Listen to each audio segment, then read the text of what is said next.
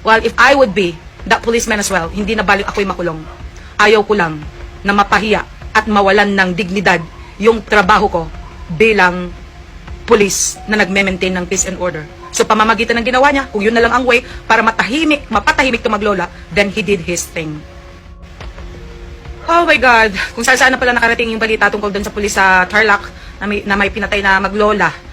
So, tinatanong lahat, ano daw ang pakiramdam ko? Ano daw masasabi ko? Well, based on kung ano yung nakita ko ni John, puro sila against doon sa ginawa ng police. Well, noong tiningnan ko naman, saan nag-ugat? Well, at talagang tiningnan ko talaga kung ano yung pangyayari, mga ganon, talagang mga pasaway nga naman kasi yung Maglola, okay? Lalong-lalo na nung lumapit yung anak at sinabi na, my father is a policeman. So, meaning to say, mas alam nung bata na dapat igalang ang pulis, okay?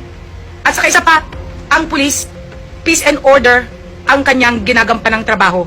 First of all, ano bang ginawa nila? Okay? Yung pagpaputok na ano sa ibang mga tao, of course, kahit ako, kung sakali may nagpaputok at ako ay naabala, hindi man ako pulis, but I have to go to the policeman. At kung hindi naman na-actionan yung aking complaint, at dahil wala palang pakialam itong mga ikino-complain sa pulis, walang paggalang, of course, that would be a big question on my part. Diba? So, katulad nito, yung anak ang nag-react na mismo. Nakikita ko nagbibideo siya. Hanggang sa nakita na niya na talagang wala na talagang paggalang sa pulis tong Maglola. Hanggang sa hindi na nakapagtimpi yung bata. Lumapit, my father is a policeman. Let it go. So, natural, bilang isang magulang,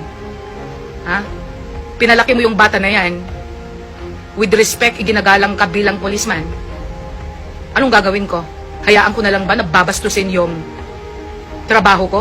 Babastusin yung ginagampanan kong katungkulan bilang pulis? At hahayaan ko na lang na i-manipulate ako itong mga maglolang ito na wala silang pakialam?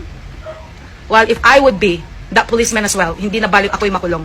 Ayaw ko lang na mapahiya at mawalan ng dignidad yung trabaho ko bilang pulis na nagme-maintain ng peace and order. So pamamagitan ng ginawa niya, kung yun na lang ang way para mapatahimik to Maglola, then he did his thing. That's what I think. Diba? Ano ang dapat niyang gawin?